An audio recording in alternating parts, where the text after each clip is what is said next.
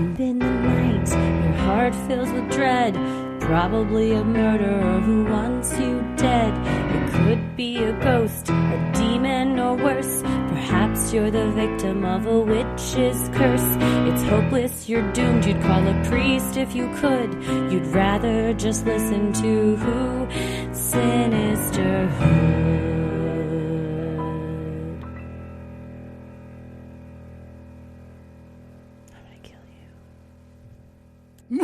Welcome to Friday the 13th, the freakiest of all Fridays. This is what it's all about. Yeah, It's Friday the 13th. It's the freakiest of Fridays. In October. However you celebrate, we hope you're having a wonderful day. And this weekend is an extra. Also, we hit record at 3:33, yes. So that's freaky. And this weekend there's like an eclipse going on, which is also freaky. I'm very excited. It's the annular solar eclipse. It's not I guess it's an annular solar eclipse. Ring of fire. It's we're gonna have some ring of fires. I'm trying to figure out the best place to watch it. Somebody said the Arboretum's doing something. I can't figure out how to get tickets. We're members, and I don't understand. Lord, if you work for the Arboretum, well, it'll be too late. Probably. It's too late by the time you hear this. But if you work for the Arboretum, thank you, because it's a lovely place that we get to go visit. And there's 2 million pumpkins there right now. So many pumpkins. Aside from the pumpkins, if we can be near the Arboretum, if we just go to the lake, maybe like around White Rock Lake, maybe get a kayak and go kayak and watch it. Well, I wanted to take the kids. Put them in the back of the kayak. I don't know. You think Simon on a kayak's a good idea? You need a canoe. If it's everybody on a canoe. Yikes. Somebody's going in. Probably several. And that water is dookie water from nobody wants to north swim in suburbs. that. Yeah, we don't want to swim in that. I tried to search up eclipse to see where the best place, and it was like, did you want a Mitsubishi eclipse? And I'm okay right now, but maybe later. No, but I did hear San Antonio around there is supposed to be like the best places where it's going to be a total eclipse, Bonnie Tyler style. So if you're in that area, enjoy. Turn around.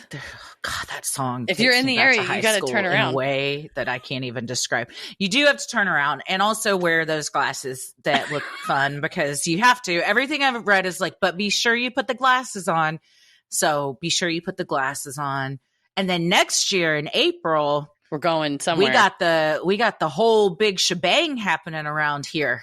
We're going to be right in the path of it. Like if you look the big red zone of where the best view is for the April eclipse, Dallas is right in the zone. We're right in the zone, baby. We're in the zone. Auto zone. Eclipse zone. I will be there with bells on. And moon's covered because it just covers up the moon, right? Or wait, the moon covers the sun, I guess. Moon covers the sun, yeah. Sun's out, guns out, sun's covered. Guns covered? Guns. Moon's out. You know, I didn't have it. Sometimes you're ready. Sometimes it'll come to me while I'm talking, and it didn't. All I could think was spoons, and that didn't. Moon's out, spoons out. You just eat ice cream when you watch an eclipse. I can be a part of that. Cheese. Oh yeah. The man in the moon eats with a spoon. That's a new children's rhyme we're coming up with. Every day at noon. The man on the moon eats with a spoon every day at noon. When the man on the moon eats a spoon, what spoon does he eat food? I don't know. Something weird. Anyway, we'll Shel workshop Silverstein. it. But anyways, this guy does a bunch of cool shit that we have no control over, but we all get to enjoy. And isn't that lovely? Look up, but only with a filter of some kind over your eyes. Put on those 3D looking glasses. Well, today you don't need any filter between yourselves and these freaky stories that you've lined up for us today. I tried to find extra creepy ones because it is Freaky Friday. It's the 13th. So I feel like these are really good ones. And one of them that you're reading, I have specifically kept the pictures from you because I want a live reaction. I'm ready. So we'll get to that too. I'm ready to live react. I'm ready. I'm here for it. I'm freaky. I'm feeling freaky. Well, I'm Christy. I'm Heather. And let's get freaky. This first one is from Haley. And it is called Who or What the Fuck is Haunting Me? Dear Christy and Heather, I'm not sure how to start this story, And honestly, there's a lot to get through. So let me just get the typical love your show shit out of the way. Love your podcast. It got me through a very scary time in my mental health, and I love having a more lighthearted, spooky show as opposed to typical gruesome true crime. Please tell Petal that I love her. I will. Anyways, this story starts roughly 3 years ago, or at least the main haunting events do. But for some background, we need to begin about 18 years ago.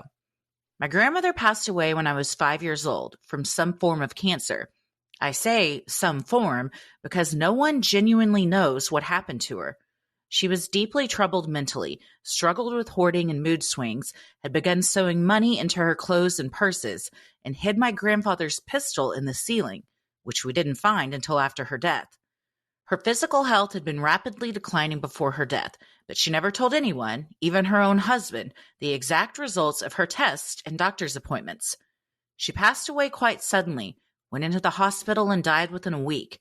She left a lot of mysteries behind, and one is still following me. When cleaning out some drawers 15 years later in my grandparents' home, remember her hoarding tendencies, the clean-out was quite an endeavor. My aunt found a little angel figurine with a November banner across its chest. See photo attached. I'm the only person in my family with a November birthday, so my aunt knew that it must have been meant for me. One catch, though. The box said 1997 on it. I was born in 1999, not even conceived in 97. We just assumed maybe the box was mislabeled or she bought it used. But looking back, this was the first sign something was off about this little cherub. I brought the figurine back to my college apartment and put it on my TV stand in my bedroom. Since I don't have many memories of my grandmother as she passed away when I was so young, it was nice to have something that she bought specifically for me. So there the little angel sat, watching over me from my TV stand. But I soon realized it wasn't just sitting. I noticed that the angel would sometimes be changing position slightly, facing different ways, but never by enough for me to genuinely be convinced that it was moving. Until one day, I went into my bedroom after class, and the creepy little shit was facing completely backwards. I called my boyfriend in a panic. He's a major skeptic, I should note, and asked if he had turned it around to mess with me. I had never told anyone I suspected it was moving before. He told me he'd never seen the little angel.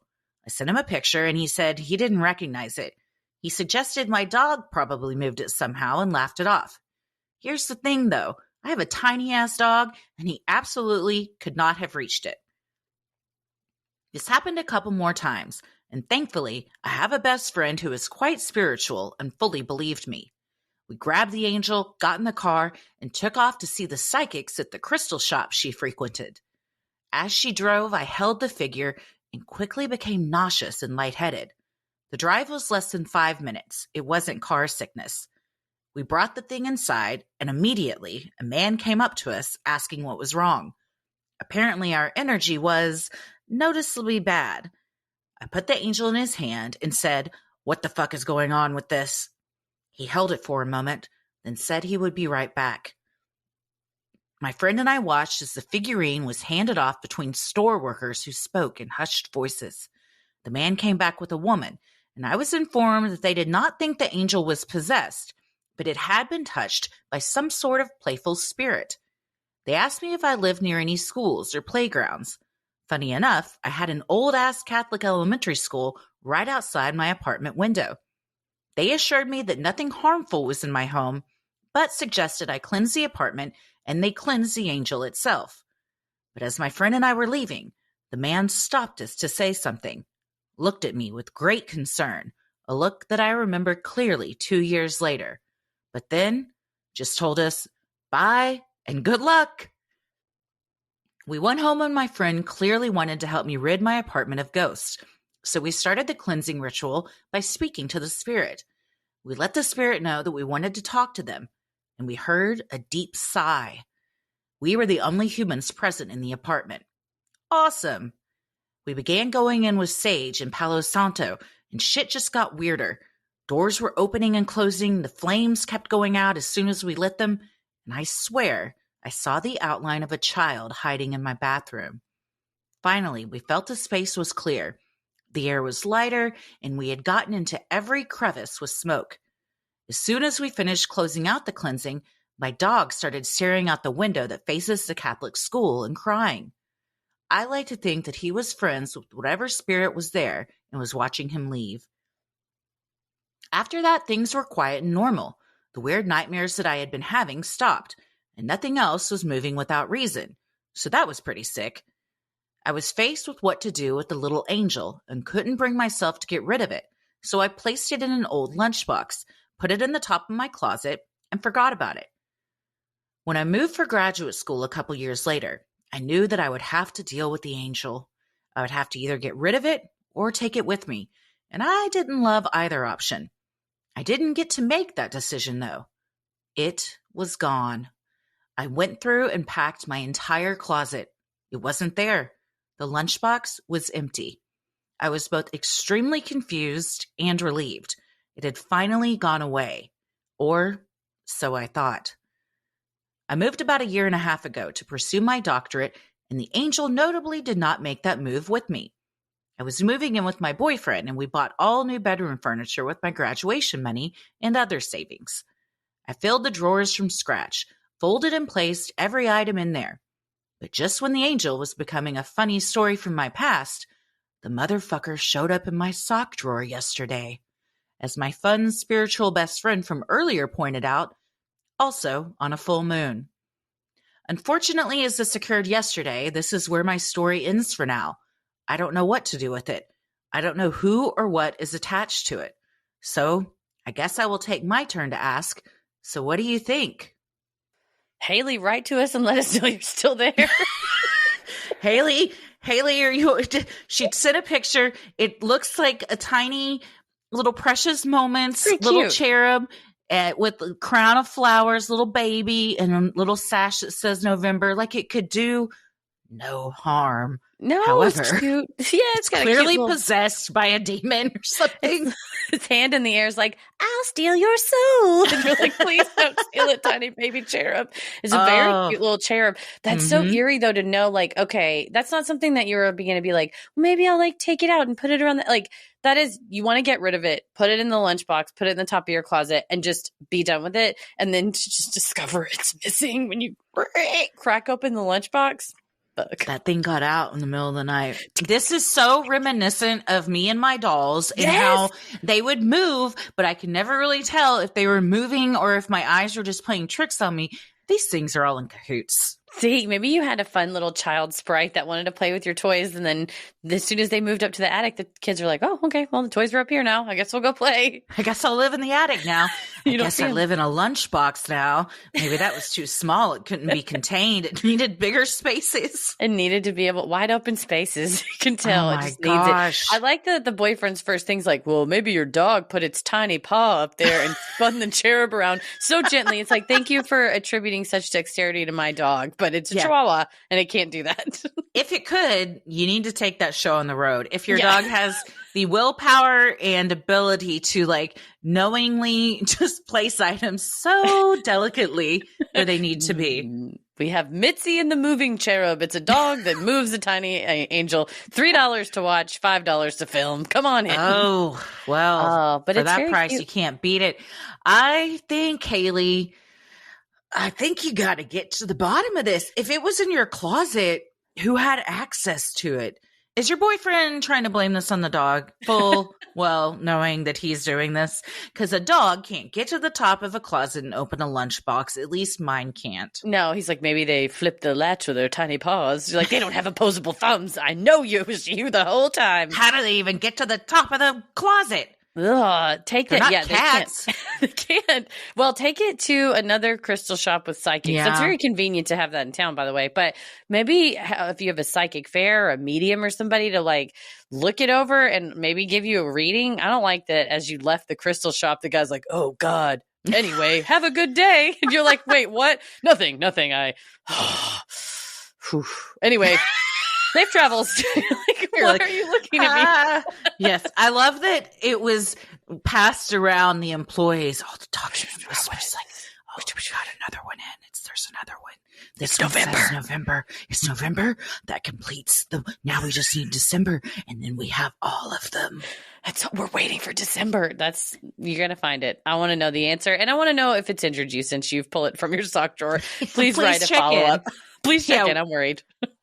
We need to know that everything's okay. And, I don't want to say hit this thing with a hammer, but that's always an option. You can turn anything you want to dust with a simple hammer.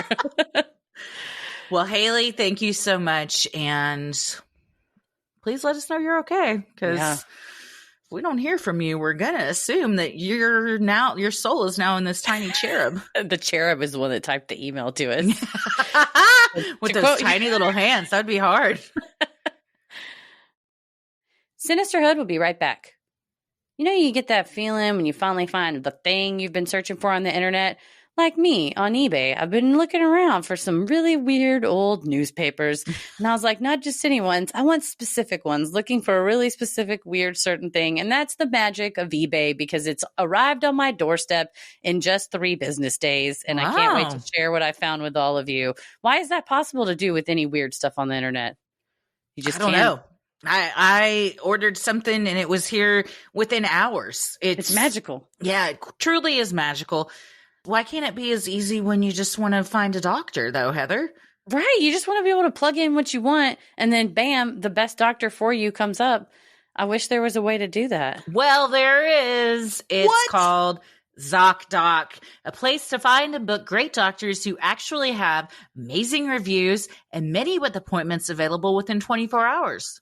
That's right, y'all. ZocDoc is a free app where you can find amazing doctors and book appointments online. We're talking about booking appointments with thousands of top-rated, patient-reviewed doctors and specialists. You can filter specifically for ones who take your insurance, are located near you, and treat almost any condition you're searching for. It's been great for both of us. Various needs. This pops up, that pops up. Hey, you got a recommendation? Oh, we have separate insurance. Oh, maybe check that. Bam. All on ZocDoc and the doctors we already love. I'm like, I like this doctor. I'm going to make sure I'm not missing anything. So you can go and check and be like, all right, good to know. 5-star ratings. And then I add my own rating and review to help somebody else. Perfect. Go to ZocDoc.com/creepy and download the ZocDoc app for free. Then find and book a top-rated doctor today. That's ZocDoc.com/creepy. ZocDoc.com/creepy. And a content warning, this next story has discussions of suicidal ideation. Well, this next one is from Roxy, and Roxy didn't give a title, so I'm taking the liberty to title this, Tell Everyone I Love Them and That I'm Okay. Hello, ladies. My tale is more of a weird spiritual gift. I'm still trying to figure it all out. I should say that I am a huge skeptic when it comes to ghosts, psychics, and paranormal things. However, I'm fascinated by all of it, and I'm not discounting it. I'm just more of a, I gotta see it to believe it kind of gal. So having the experiences I'm about to share with you has really led me to being more open-minded. To start, we have to go back about 30 or so years to when I was about 13 years old.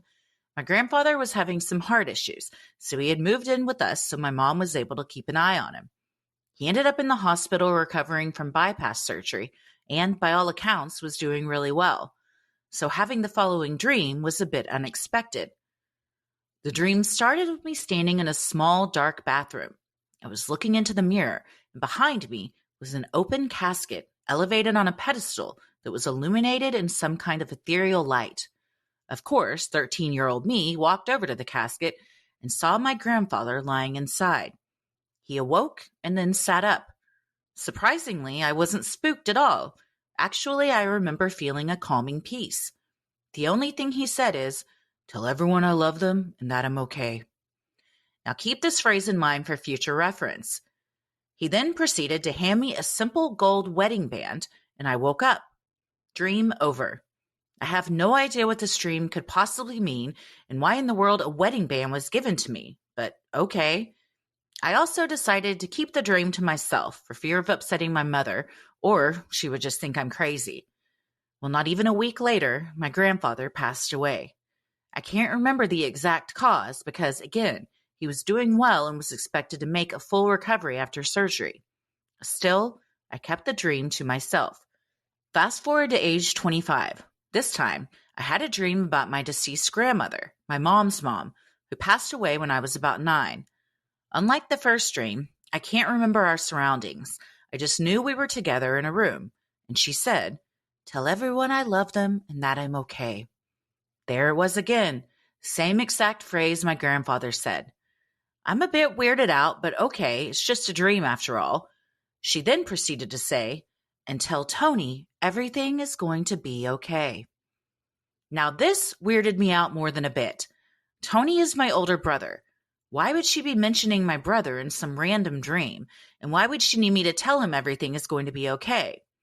It was then that I decided to tell my mom about the 2 dreams. After I relayed them to her, she suggested that I call my brother and ask him if they made any sense to him. Now, my brother was agnostic and liked to dabble a bit in all things. I wasn't worried he would think me weird, but I also didn't expect there to be much to the dream. Well, after I told him about my dream, he told me that he and his wife had gotten into a pretty heated argument, and he got so upset that he threw his wedding band into the field behind their house. Wait, what? Did you just say wedding band? Ding, ding, ding. Some distant memory resurfaced. Could this possibly be in correlation with the wedding band in my first dream? No, just coincidence, my skeptic brain rationalized. He then told me that he decided to get a metal detector and search the field for the ring. And while doing so, he said to himself, "Grandma, I'm just ready to come be with you." Of course, this comment shook me.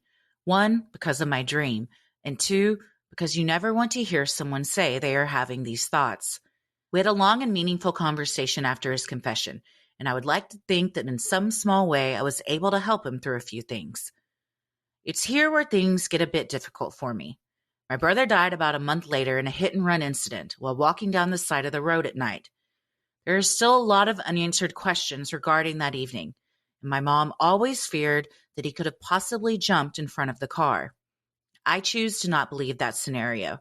He had a 10-year-old and his 7th-month-old at home that he dearly loved. Unfortunately, no one was ever charged.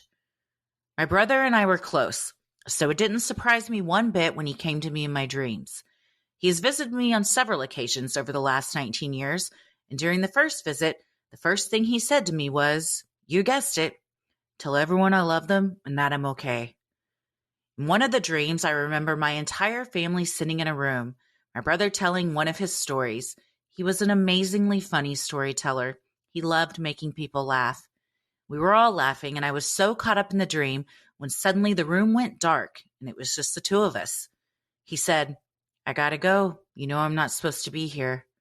He started to walk away and stopped and turned back to me and said, "You know, I didn't even see it coming." I immediately started crying and woke up sobbing. I was crying so hard that I actually woke up my husband, and he just held me. To me, my brother's comment confirmed that this wasn't something he did on purpose, but maybe that's just my subconscious trying to console me. I recently lost my mother to pancreatic cancer. Now, I wouldn't say this was a dream necessarily, but the night after my mother passed, I was extremely exhausted and I was definitely asleep. I had taken care of my mother for the past several months, watching her body fade away and seeing the fear of death in her eyes slowly transition to wishful longing. Cancer is a bitch. The emotional toll it takes on everyone is enormous. Anyway, I had fallen asleep in bed. My husband had fallen asleep on the couch, so I know I was alone in the room. Suddenly, I was awoken by a voice, and I immediately recognized it as my brother's. If you've ever lost a loved one, you know over time, no matter how hard you try, memories start to fade away. Their laugh, the sound of their voice. But I don't care how many years go by. When you hear it, you will know it. I knew beyond a shadow of a doubt it was Tony. He simply and matter-of-factly said, "Mom's here." Again, I sobbed into my pillow. It's been 4 years since that dream, and while I've had dreams where my mom and brother are present, none of them have been ones where they communicate with me. Even after all of this, I don't believe I have the ability to speak to the dead. I've just been lucky enough to be able to experience some amazing connections with my past loved ones. I don't know why or exactly how, but I do believe in that last encounter with my brother. God allowed him to reaffirm what I already knew in my heart, that a mother and son were reunited and they were overjoyed, and I had indeed helped my agnostic brother find peace in the afterlife. Thank you for listening to my story. Even if it doesn't get shared, it felt good to be able to put it down on paper. Keep it freaky, ladies. Sincerely, Roxy. Oh, Roxy, I've had dreams like this where it's different than you just dream that like, oh, somebody was there. But I've had dreams where my dad is like close to me, arm's length, making eye contact, telling me something that's like, it's not long. It's like you said, a simple like message. And when we've gone to like the psychic fairs and stuff and spoken to mediums, they've been like, there's a visitation experience, dream experience versus your brain is recalling and recollecting and whatever. And the description of like being close, someone says a specific phrase, you know, whatever to you, it matches up what mediums and psychics have called a visitation. Could that also just be a really, really, really visceral memory? Maybe, but it was a good message. I took it. Maybe it was just my subconscious sending me messages, and those are good messages for your subconscious. Yeah. To send you. And if they make you feel better and help with healing and closure, then absolutely take those messages. Who knows what is out there that is sending us messages. Roxy, you've had a lot of loss in your life, and I'd love to hear that you can still see like the good in all of it and take comfort in knowing that all of your loved ones are okay. And they want you to tell everybody that too. It's always hard to lose someone and you don't know what happened. You know, there's a lot of questions like, what exactly happened here? And I love that in your dream, he kind of gave you I didn't see it coming. This was all an accident. And I hope your mom was able to find some comfort in that too before she passed.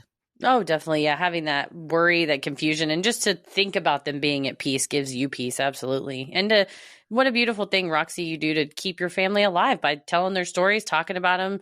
And that's my grandmother had clipped out this little piece of newspaper and pasted it in the inside of one of her diaries. And I can't remember the exact phrasing, but it was a little rhyme. And that ended with, for only when you speak my last name, that is when my name last, that is when I truly die. So it's like, you know, when it's like from Coco. Oh, there you go. Yeah, you just keep their spirit and their memory alive. So that's beautiful that you do that for all your loved ones that have passed on. Absolutely. Sinisterhood will be right back. Well, this next one is from, I hope I'm saying it correctly, Hele. I even went and looked up several pronunciations of how to pronounce this. But Hele said, if you can't pronounce that name, you can also call me Helen. So whichever one sounds better, that's the one I'm going with. We appreciate it. But Hele, the subject line is Angels and Aliens. Hi, ladies. I've been a fan of your podcast for a few years now and appreciate the work y'all put in and your insightful and compassionate commentary. I've wanted to write into you for some time now, and your call to action about wanting more alien encounters really got a fire going under my ass. Sorry if there are any parts in here that don't make a lot of sense, as English isn't my first language, and it's hard to describe something you can't comprehend in a language that isn't your own. I hope you enjoy it either way. First, some context. I've grown up in the middle of Norway, a region known for sprawling mountains, mixing alcohol and moonshine, and terrible weather. And I kind of love it. The seasonal depression due to a lack of sun is its own issue, but there's something comforting about the clouds hanging low overhead, a dark gray that sweeps in from the open ocean. Our mountains used to be part of the same chain as the Appalachian Mountains millions of years ago, if that helps with the look of things. Further north, they're icy peaks going straight into the sea, but in my region, they look like sprawling hills from a distance until you realize how big they actually are. This will be important later. My family loves being outdoors. It's my mom's one and only passion. As a Norwegian family who loves being outdoors, we also have a cabin in the mountains. My grandparents built it in the 70s, and as the family has grown, we've expanded on it. We just recently got electricity there, and water is either carried up, melted snow, or on longer stays, gotten from a river or rainwater. That is to say, it's remote. far, far up in between marshes, blueberry shrubs, and the occasional fir tree. About a decade ago, I was a young teen and we were doing renovations on the cabin. That summer had been plagued with thunderstorms, the clouds heavy and gray of coming rain most evenings.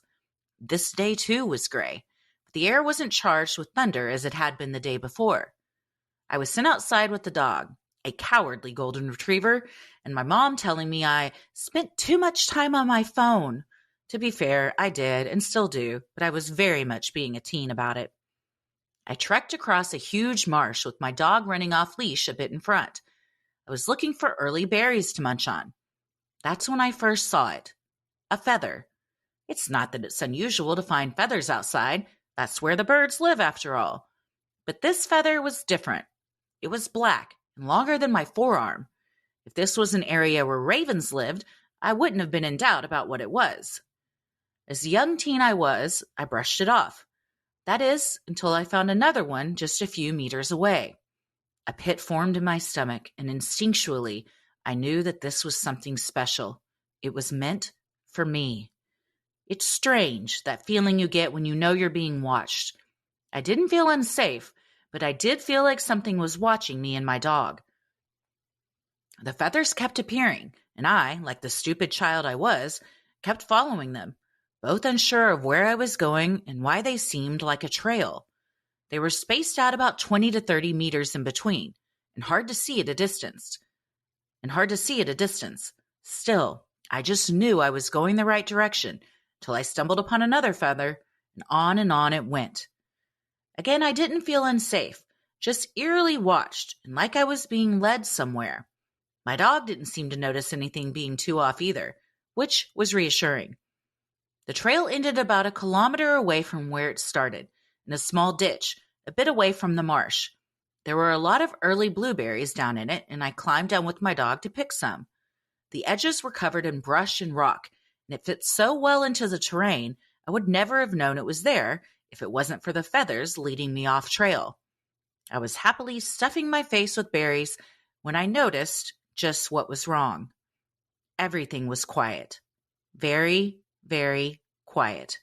No birds chirping, no lemmings peeping, no wind rustling leaves of mountain birch or fir trees. The entire mountain around me was holding its breath. Thinking back on it now, I still get shivers.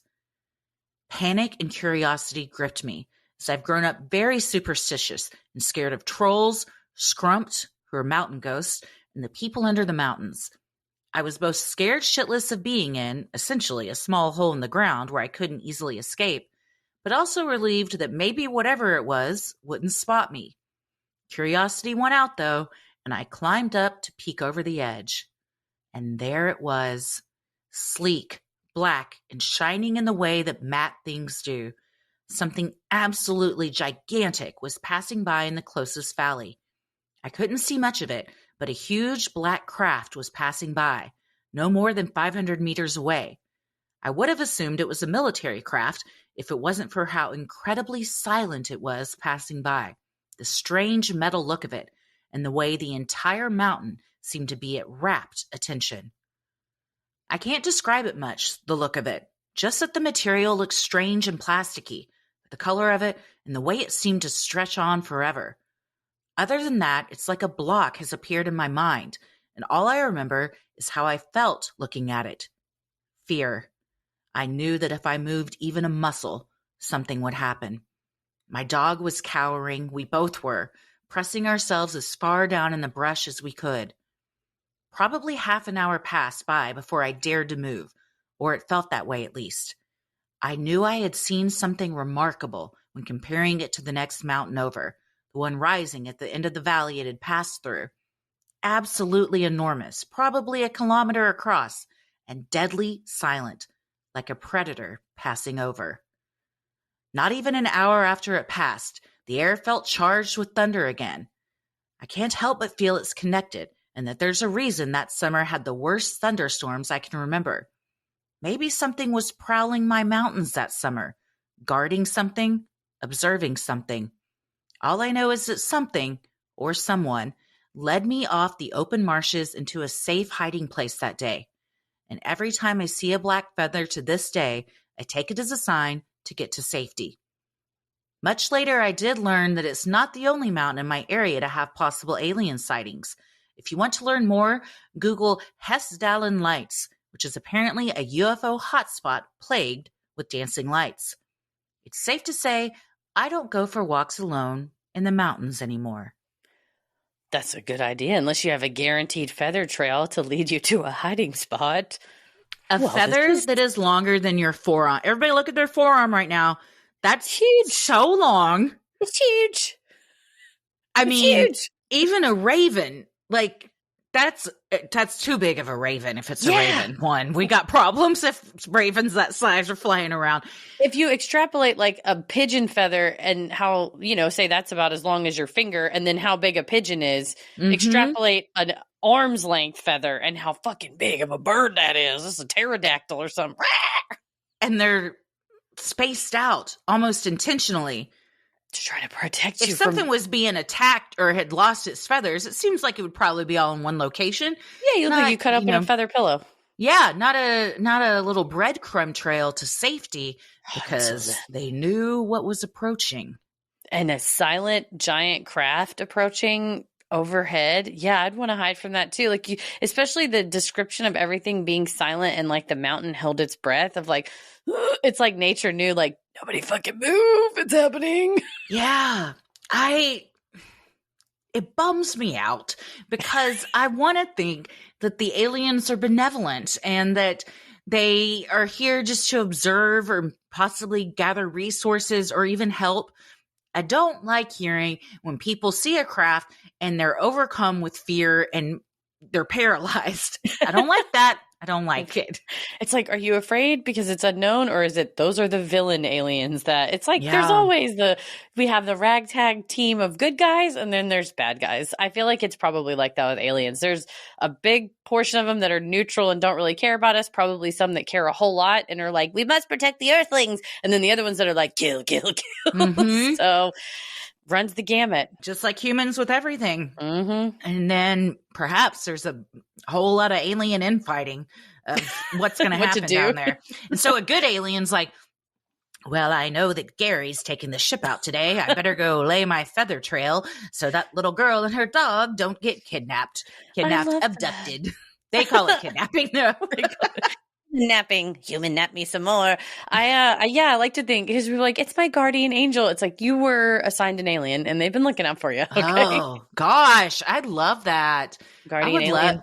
I want a picture of me and my alien. I'd frame it. I'd put it on my bedside table. If you're up there, down there, you're in the ocean. Hi. Listening to me.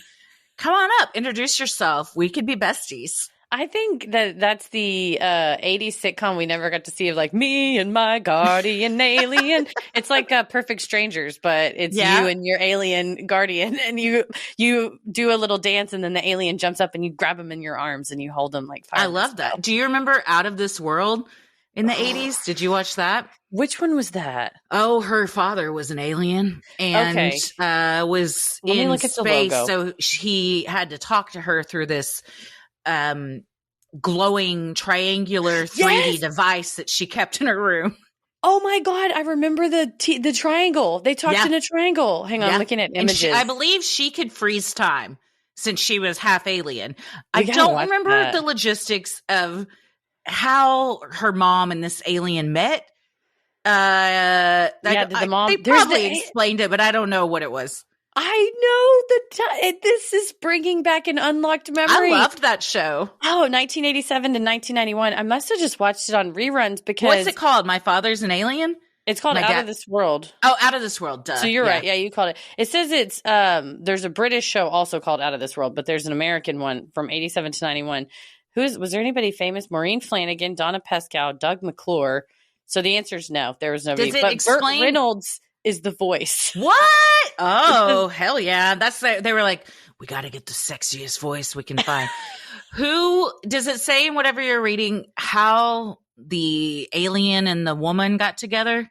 Yes, it says the series revolves around Evie Ethel Garland, a young girl who discovers that on her 13th birthday, her father Troy is an alien from the planet Antares Prime in the Scorpio galaxy. Shout out. Evie's half alien. That's where I'm from too. Evie's half alien heritage gives her superhuman abilities, with most of the episodes revolving around Evie misusing her powers and causing some trouble, which she then spends the rest of the episode fixing. Only she and her family know about the alien side. Many episodes depict their efforts to hide her secret from other characters. But after 4 seasons, the series ends on a cliffhanger. Troy came to visit, and Donna took his place by accident, ending up on Antares Prime, while Troy was stranded on Earth. So did Burt Reynolds make an appearance? Well, he definitely did the voice in the series finale. Switched places with the mom? No, switched Evie, the girl, the 13-year-old girl. Oh, I guess she 17. got to go to the planet. Well, that's cool. You get to see, where your dad's been up to and stuff. He was exactly, and apparently it was the voice of Burt Reynolds, but it was not physically him. If they did show him, it was like a face obscured with shadows, a surgical mask, or in the last episode, it's just a silhouette with Burt Reynolds' voice. I believe I remember that. I also believe, from memory, I could sing the entire theme song to that show right now. Could you? I don't know the lyrics.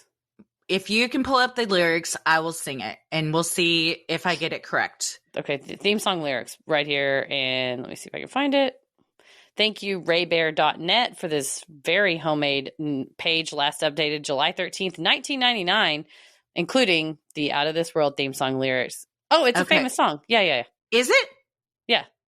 Oh, I don't remember it being a famous song. I remember it going, would you like to swing on a star? Oh, carry moonbeams home in a jar. Oh, or be better off as you are. Or would you rather be on Earth? They changed it. Yeah. I changed it? Well, that's the famous song that you sang. What song is that? It's famous. It's called Swing on a Star. Swinging on a Star. I didn't know that was famous. I thought it was just from the Out of This World 1987 to 1991 sitcom. It was one of those songs where like Bing Crosby would cover it. This person would cover it. It's like an old standard. Like it was written in like the 30s or 40s, and like people would kind of cover it. And so I imagine for Out of This World, they're like, it's a song everybody knows, and we won't even have to pay for it. Or for young Christy was like, oh, what a banger this is. Very easy to remember too. I remember thinking that Boyz II Men were some of the best songwriters for the song Yesterday, and my dad had to be like, Lennon and McCartney, I'm going to have to teach you. We're going to have to sit down right now. We're not going anywhere until we handle this right now. Like, we just need to learn what a cover song is. That's okay. Mm-hmm. We'll teach you right now. But yeah, what a show. I remember that triangle. Man, thank you for unlocking that memory. You're welcome. I imagine you can find all 4 seasons on YouTube, probably. Or somewhere, yeah. I might have to go back and rewatch that. I remember she could freeze time. And hard relate, yes, I would be getting into shenanigans. If I can freeze time, you think I'm not going to use that for everything? I'm going to freeze shit all the time.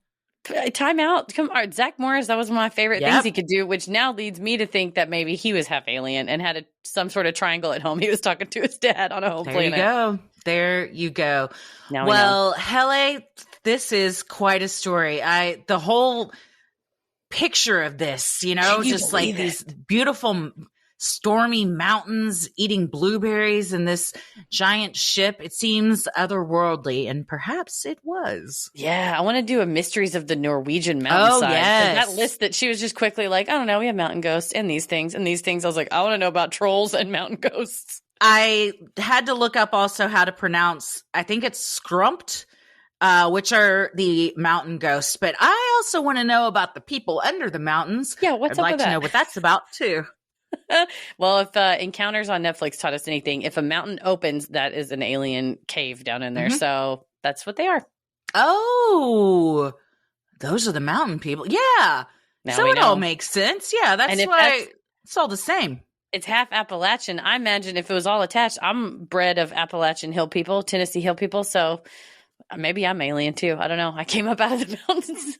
I thought you came down from the Scorpio.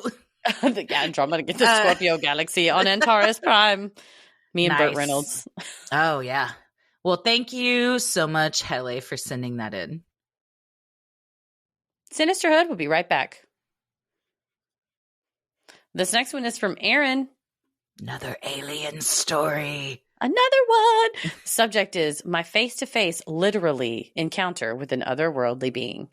Hello, I'm horrible at intros, but you guys are the best. Let's get into it. I was born and raised in rural Oregon. My family lived outside the city limits, if you could call our small town that, and it was beautiful but eerie. There was hardly any light pollution, and our nearest neighbors were several miles away. My siblings and I have had some odd stories from living out there, but I'm going to give you my creepiest.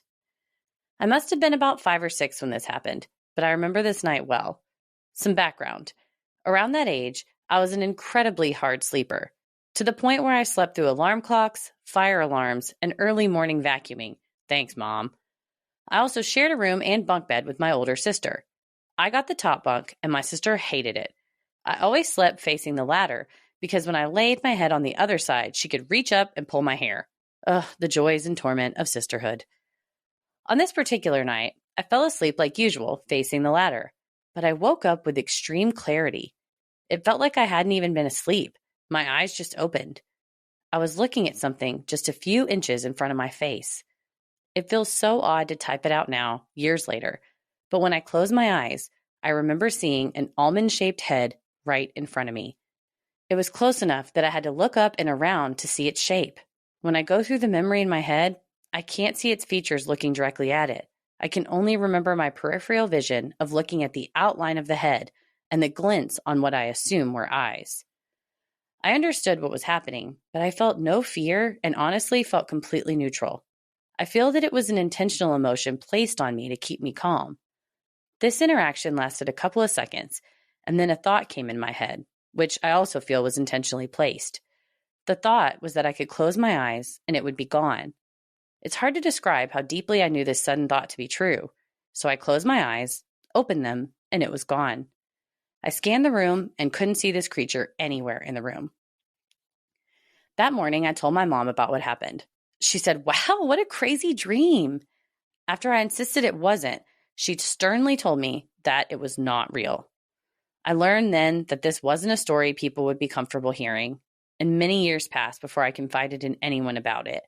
It also took me years to sleep with my back to a window or with my eyes uncovered. Maybe my body was more afraid than my brain was. I don't think that the creature watching me sleep that night meant me any harm. I think it was simply observing me. Maybe it was curious. What do you think? I hope that telling this story helps someone else who has experienced this not feel crazy. Love from my new home in New Mexico, where there are just as many otherworldly encounters. Aaron.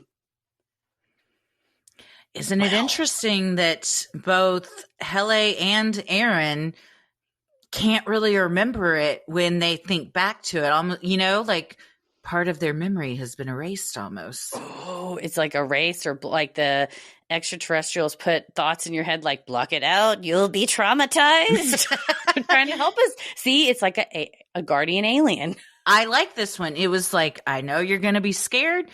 Sprinkle a little fairy dust on you. Now you're calm. I'm just here to check in, and I'm going to be on my way. Just close your eyes. That's the kind that I like. Right. Not taking someone screaming from the room or something like that. It's just more like checking in. Everything's okay. But that is eerie to be face to face with an almond shape, face to face with anything when you first wake up, especially on the top bunk. It's horrible. Yeah. But it ain't even a human shaped head. It's like, oh, what the hell? And is it really tall? Is it climbing up the ladder? Yeah. Is it floating? I don't know. It's interesting, though, that once again, we see, like, for some people, it's too hard for them to comprehend this could be a real thing. And we watched in that Encounters show, so many people say, especially if you come from a religious background, that it's hard to come to terms with that, because you kind of feel like, well, then all of the foundation that I built my faith on is shattered. But all that to say, what if angels and aliens are all just the same thing? Angels what if we've all been seeing the same thing for centuries, but everybody just calls it different stuff? Fairies, ghosts, angels, aliens, all of it. It's all different types of different aliens. That's why they all look different. Some of them are mean and some of them are nice. They're all just fighting to control us. But you're right. It's like I do appreciate both Aaron and Hele writing these in, because it makes me think of the aerial school students who are not like, I'm going to tell you right now, 100% it was an alien and 100% that it's like, I can just tell you what I witnessed. I'm a witness. Here's what I witnessed. Everybody else can put the pieces together and figure it out. It's like, I don't know what it was, but it was something out there. And I think for both of y'all, it was something. You brushed up against something, and we may not all be able to point and say what it was, but you can say it happened. I was there. Mm-hmm. If you haven't watched Encounters on Netflix, I highly encourage it. It's very well done, and just the stories are incredible. And now that you're in New Mexico, I don't know if you know about a little place named Roswell, but that's there. So you can always check that out too. And we've seen encounters and other stuff we've been looking into that the extraterrestrials seem to be drawn to areas with nuclear testing, nuclear facilities, whatever. And Los Alamos is in New Mexico. So true. You probably see some stuff overhead. Well, thank you so much to Aaron for sending that in. This next one's from BB, and the subject line is Upstate New York Marsh Cryptid, Demon, or just Deranged Man. Hello to you, wonderful ladies. This event happened October 1st, 2023. I live in central New York, about 45 minutes east of Syracuse.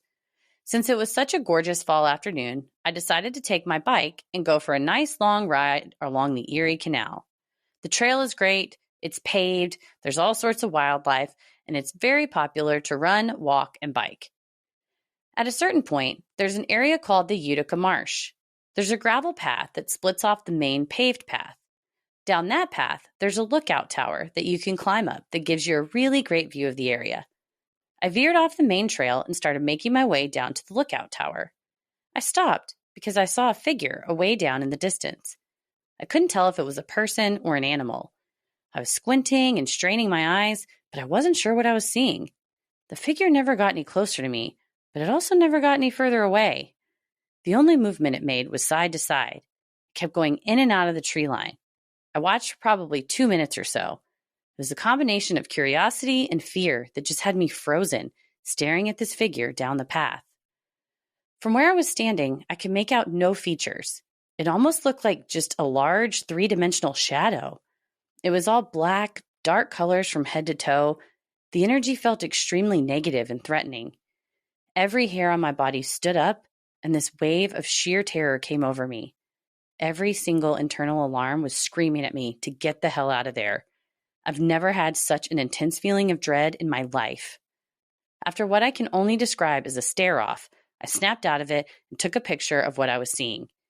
I turned around and pedaled my ass as fast as I could out of there back to the main path. I got a good distance away and stopped to look at the picture I took. I've attached it to the post. Y'all, what the fuck is that? Its shoulders are so broad, its legs are so skinny, and it just looks so disproportionate. If it was a person, what the hell is it wearing? It was about 80 degrees out and not a cloud in the sky. This person would be roasting wearing all black from head to toe. I'm going to come to the conclusion that it is the Utica Marsh Cryptid and leave it at that.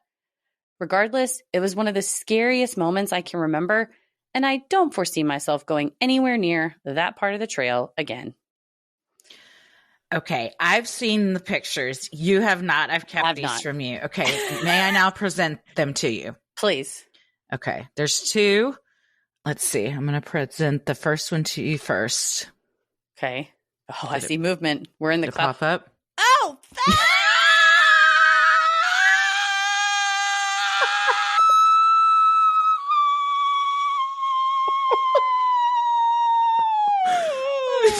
Hold.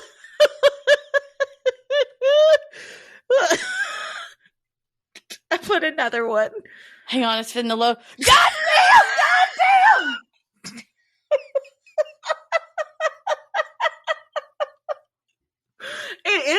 It's very scary.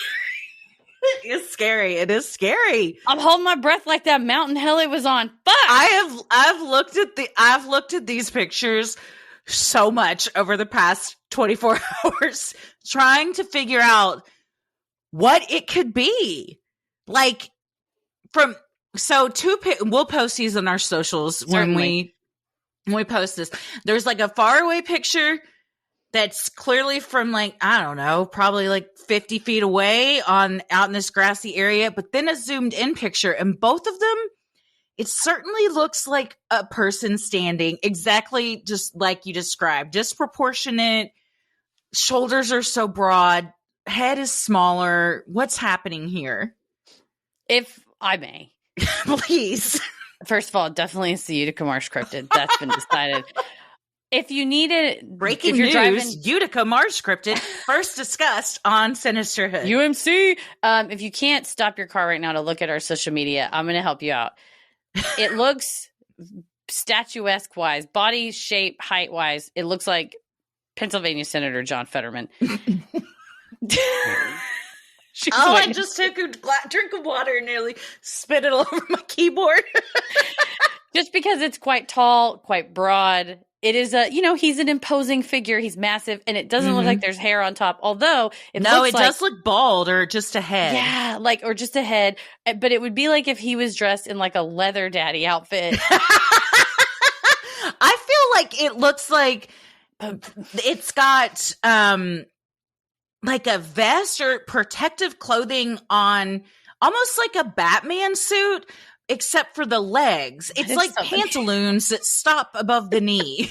He's like, I wanted to wear my whole Batman suit, but I wore the capri cutoff version because it's 80 degrees. It's quite hot, and I can kick better with the short version. It kind of does look like a Batman now that except there's no pointy bat ears on the head. And wait a minute. Does Batman also have a cape? I don't see a cape here. So it's not a full Batman, but he's got kind of a Batmanish look. He wasn't full Batmaning. He was just half Manning, half Batmaning. Well, if it is over near like a cave area, maybe he's going to the Bat Cave. I don't know. Or he's leaving it. I don't know. That's what I was trying to think. I was like, could it be like an opening to something? But when you look at the far off picture, it looks even more like a person or a creature. Horrible. I won't say a person, a creature. Yeah, I hate it. It's weird. The legs are skinny. The shoulders are broad. I bet if someone's listening, I've been noticing it's about a different subject matter, but with the use of measurements and ratios and measuring close, everybody is talking about how Ron DeSantis wears high heel boots inside of his cowboy boots. And like they've measured his tibia and fibula and like his thigh bone. There are scientists out there that can help us out and help measure this cryptid and help us using like the telephone pole, help us figure out how tall it is. Oh, and maybe that's a good idea. Like the leg to height ratio. Like I bet calling all scientists, I know we've got all of our listeners have a superpower, so I'm calling on the ones with the ratio measurement superpower that can help us out. You are. You know who you are. This is why you went to graduate school. You got a protractor on your desk, and you're like, I've been waiting for this day. Print the photos That's out. a good point, though, because there are a lot of telephone poles right next to it, so that is a good like scale that you could use. Yes, there's no banana, but we could go telephone pole for no scale. Banana. I'm going to assume this is a regular size telephone pole. I'm just sweating about this. It is. This is one of the creepier photos we've been sent. Yeah, thank you for that. I was very excited to get it. Yeah, this is a Friday the 13th kind of photo. Thank you. Thank you. Yeah, well, we'll put it on social media, and y'all let us know. Help us define the features of the Utica Marsh cryptid, because we look forward to an entire episode about it. If you're up there and you know where this is, just be careful. Go check, and maybe you'll ride up on it on a bicycle and you see that it's got Juggalo paint on his face, and you make a new friend. Yell if you're that far away from it in a park. Go hoo hoo, or what are you supposed to say? That's an owl sound. Whoop whoop. Woo-hoo. That's mine. It's like I'm the Pillsbury Doughboy but you with have to Juggalo. paint yourself like an owl. It's a Juggalo owl face on the Pillsbury Doughboy body going, woo-hoo, woo-hoo. Well, now you know where you're going to be for Halloween, so that's cool. I had another costume, and I'll have two. Nice. All right. Well, yeah, please send in any measurements you all can help us with. We need some help. We've got a legit mystery to solve now. We can do it. We can. Sinisterhood Nation, we're calling on you. Well, thank you, BB. Sinisterhood will be right back. This last one's from Casey, and the subject line is Something's Got a Hold on Grandma. Hey, y'all. My name is Casey. First, let me sing my praises from these Appalachian hills about how much I love your podcast. Your humor, creativity, and weirdness drew me in. Yes, even your first 12 episodes. Haha. And I get so stoked when I see that little blue dot pop up next to your name on Spotify. Thanks for all you do. You've helped me laugh through the hardest times of my life. So, as you may have guessed, this story is about my grandma that I'm certain was possessed. Let me preface this by saying Grandma had Alzheimer's disease. There are, however, some things that she did even the doctors couldn't attribute to the Alzheimer's. Those are the things I'm writing about. Everything I'm writing here today has little or no rhyme or reason to it. My grandma could hardly walk because of her hips. She needed a cane or walker to get from point A to point B, which is a detail that will make this story a whole lot scarier. Let's crack into it. This all started when my little sister and I would spend the night at my grandparents' house. Things would be great during the day and in the evening, but when it hit the witching hour is when all hell would break loose. Grandma and Grandpa lived in a ranch-style house that was kind of shaped like a horseshoe on the inside. It started with the hearth room, a living room with a fireplace and kitchen. Then it led into a dining room and sitting room, a living room for decoration, that wrapped around into the hallway, which had the sewing room, guest bathroom, and guest bedroom across from a bathroom, and finally, my grandparents' bedroom at the very end. My sister and I would share a bed in the guest bedroom with the door cracked and a nightlight on in the hallway because Grandma's house was haunted as hell. I'm talking shadow figures, disembodied voices, etc. One night, when I would believe I was 8 and my sister Bon was 6, I woke up to fast thudding down the carpet hallway that turned into a slapping of bare feet against the kitchen tile. Cold silence filled the air. I was lying there, wide-eyed in the stillness. Before my mind could wander too far into the possibility of ghosts or intruders, the footsteps barreled back around to the hallway and into my grandparents' room. I was again frozen, but I couldn't shut my eyes. This was the first time I had experienced anything like this. I nearly jumped out of my skin when my sister whispered, "Did you hear that?" "Yeah, I did, but I don't know what it was," I replied. We huddled together as tensions rose, peeking over the covers to witness whatever the hell was running down the hallway. As if on cue, Grandma came fleeing from the darkness at an unnatural pace. When she reached the kitchen, we heard cabinet doors flying open and pots and pans clanging about in a panicked frenzy. We laid there shaking as this went on for what felt like forever, but in all reality, it was probably about 10 minutes. As Grandma came back around the hallway for the last time, she stopped dead in her tracks before our doorway, just out of sight.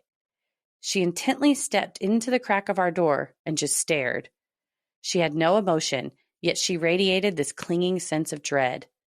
We pretended to be asleep, but Grandma knew we could see her just as much as she could see us. She stood there, eyes fixed on us. The scariest part of all this was the absence of any sound. You'd think after a woman who can hardly walk on her own runs a marathon, she'd be out of breath, but you couldn't even hear that. Eventually I whispered, "Grandma, are you okay?" And Bon started to cry. Without a word, she slowly turned her whole body and almost glided back into her bedroom where my grandpa peacefully slept, slamming the door behind her. Needless to say, the rest of the night was filled with confusion, tears, and not a wink of sleep. The next morning, my dad came over for breakfast and took us home. We told him everything on the drive back. Though my dad was a big believer in the paranormal, he was a paranormal investigator. He chalked our story up to a sugar-fueled nightmare that one of us had, and we were just psyching each other out. This was the explanation for years, until he saw it for himself. When I had just started middle school and Bon had started 5th grade, the three of us, Dad and us girls, were backing out of Grandmother's long driveway in our 1984 one-bench pickup after a Sunday night full of fried chicken, biscuits, and stories of days back in the mountains. Grandpa had passed at this point, and the family was really trying to keep Grandma busy and in good spirits. As we'd leave, Grandma would always wave us off, shut the garage door, turn off the light, and go inside. This time was different. She'd completed the normal routine when the garage light came back on by itself.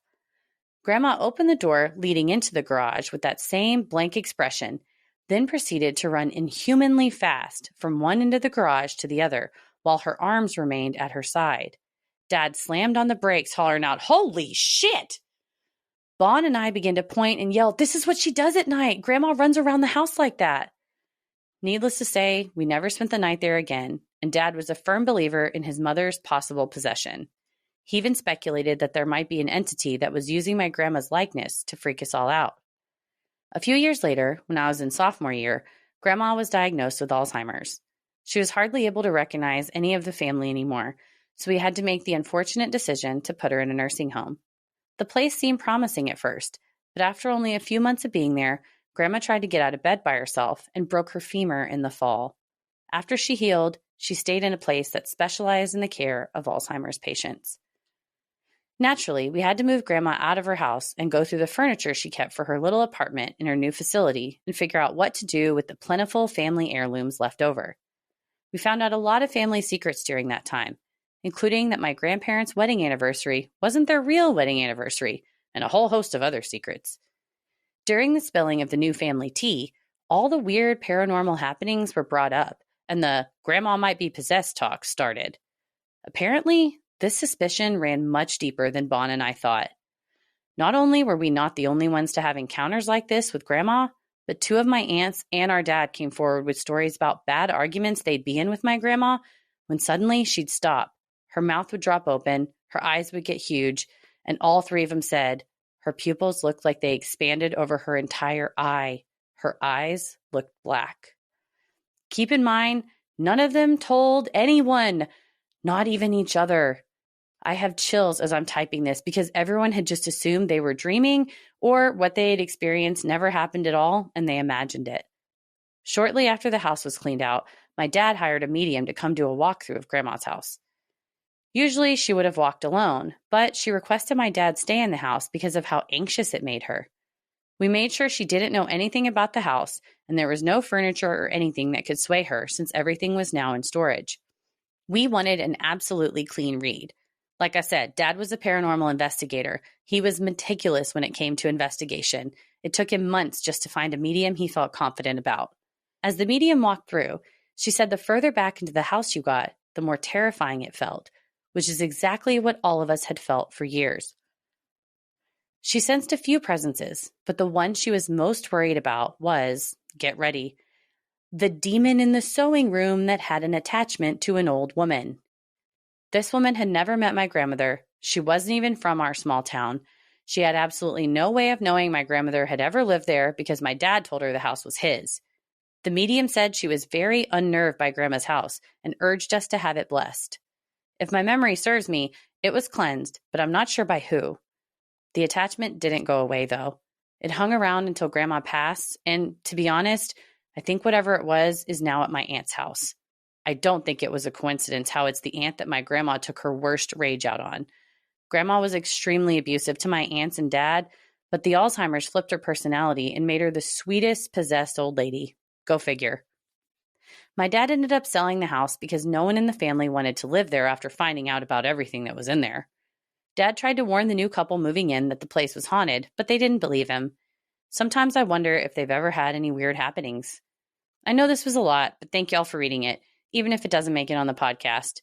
This is the abridged version, if you can believe it. Again, y'all are wonderful. Keep on keeping on with this amazing podcast. Maybe next time I'll tell you about my grandma's haunted doll she passed down to Bon and I upon her death. Give my best to Tommy, Paris, all the littles, and the pets. Sincerely yours, Casey. P.S. Below I've attached pictures of my sister and I in the old truck, us with Grandma and one with my dad. Well, this is straight out of a horror movie. The unnatural running of someone that shouldn't be able to do that is eerie, to say the least. I just like a parenthetical. My dad, he's a paranormal investigator, of course. Yeah. Anyway, what the fuck, man? Open with that. No, but for real, you're right. Like thinking about like an arms down, and especially knowing, oh, well, Grandma has to have a walker. Like she can't walk, and to hear like coming through the house, you're like, who's running that fast? And then if she's outside your door, like you're like, hi, Grandma, and it's like. And just turns around like, oh, no, I hate all of it. It reminds me of, even though this movie was terrible, but there's a scene in The Happening that this kind of reminds me of, and didn't like that either. Nah, anybody with like blacked out eyeballs, I turn into, is that Beaker from Muppets with the upturned mouth? Like, I don't like it. It's the running for me, especially with the hands at your side, because Alzheimer's can do a lot of things. I don't think it can make you be able to walk better than you used to be able to, unless I suppose if the reason you couldn't walk was something mental only. Yeah, I was going to say I had to go through training at Legal Aid to work with, older adults, especially like spotting signs and stuff. And in my experience working with people who have Alzheimer's and dementia diseases, the personality flip is right. That's very common, where you were like nice your whole life and out of nowhere you've hit your wife or scream in her face, or vice versa. Like you're a huge asshole. And then it's just like, I love you. And it's just whatever reason. But that the physicality I've seen where it's like an 80-year-old woman was able to climb on her kitchen counter and was like standing on her kitchen counter, but she was like didn't use a walker. She didn't use any other assistive aids to walk with. So it's weird that she was able to climb up there, but it wasn't like, oh, and then she backflipped off of it. It's like she could walk, she could inch herself up and kind of hump her, kind of get yourself up on stuff. So she was like more active. But to hear grandma here was like, I can't move. I can't, a real lack of mobility, to go from that to a full running sprint. Sprinting? If you're a neurologist and you've seen this, like right into us, because maybe we're wrong. But I imagine if you have like a physical hip ailment where you aren't going to be able to just run through that. I don't know. And if you can, why, when grandma, are you okay, is asked, a simple, yeah, sweetie, I'm fine, would suffice. Not turning, gliding back into your room and slamming the door behind you. Yeah, certainly. I mean, Casey said up top that none of these things had to do with Alzheimer's. So I don't know I don't have an explanation for this.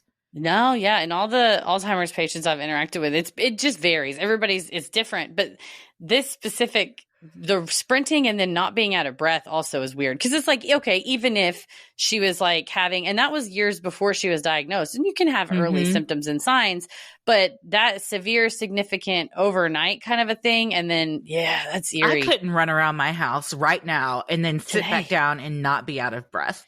No, not at all. Anybody, especially if you're 80 or whatever, you're going to be like,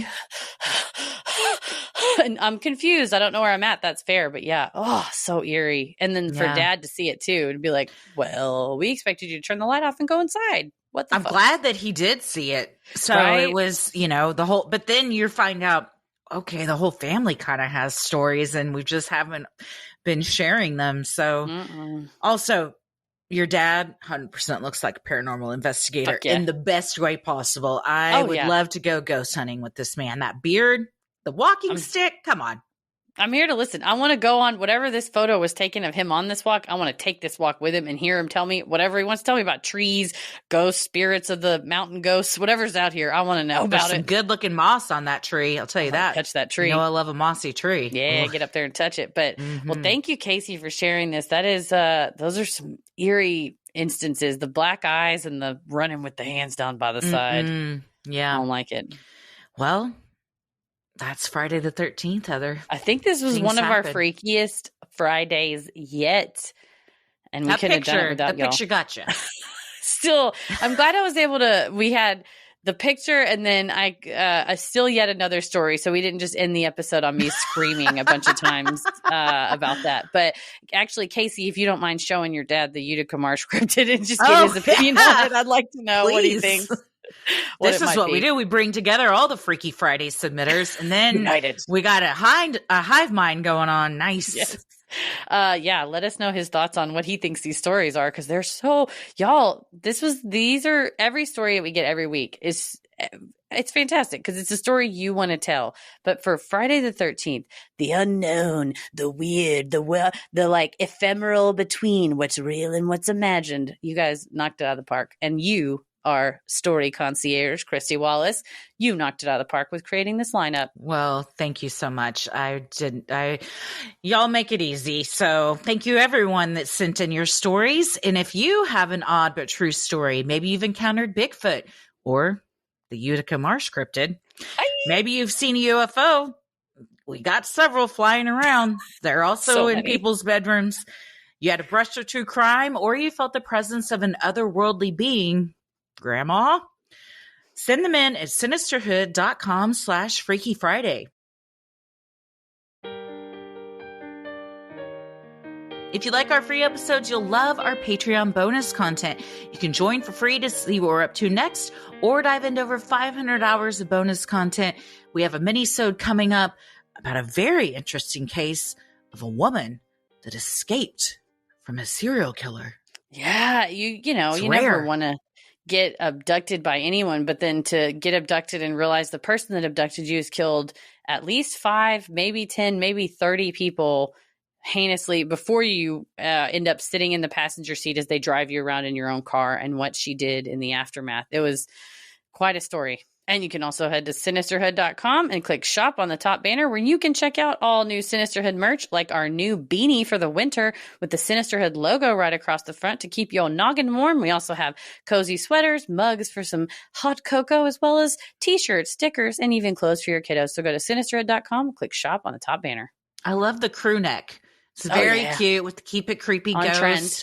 Yes, and it's like, very on trend, but just cozy, and I've heard it's going to be a really cold winter. This is what I've been hearing from people that look stuff up online and then tell me that it's going to be a really cold winter. She's been cracking open the Farmer's Almanac, so she knows what's coming. You joke, but when I got married, I legit looked up the Farmer's Almanac for a year in advance so I could see what the weather was supposed to be like in our area to know if I could do an outdoor wedding or not. And it went well. It went perfect. It did. It was great weather, honestly. And you can also follow us on Instagram and Twitter at Sinisterhood Pod. Like us on Facebook at Sinisterhood. We're also on YouTube and TikTok at Sinisterhood Podcast, and on Cameo, where you can book us to do a custom video shout out for you. We can say happy birthday, happy Halloween, happy Friday, or any message you want us to deliver. Go to cameo.com and search Sinisterhood. Where are you at, Christy? I am at Christy M. Wallace on Instagram, and Christy or GTFO on TikTok. Heather, where are you? Well, generally on the internet, I'm at Heather versus the World. And today on Freakiest of Friday the 13th, we will both be somewhere tonight at 7 o'clock. If everybody wants to come. True. Yes. And just a very quick 7 o'clock tonight. If you're in Carrollton, we're going to be at Newman Smith High School doing a little pop in for their production of Clue. Our friend Lindsay is the theater director there. We want to help them out with a little fundraising to support their Title I school's theater program. It's a completely self-funded theater program with 73% under the poverty level enrollment and 91% minority enrollment rate. So it's a really deserving school that is not as funded as other ones around it. And us two theater nerds want to do what we can to help them raise funds. So check out the link in our episode description if you want to kick a couple bucks their way. And if you're in Carrollton Farmers Branch, watch us become the detectives in Clue tonight at 7. As always, the devil rules the airwaves. Keep it creepy.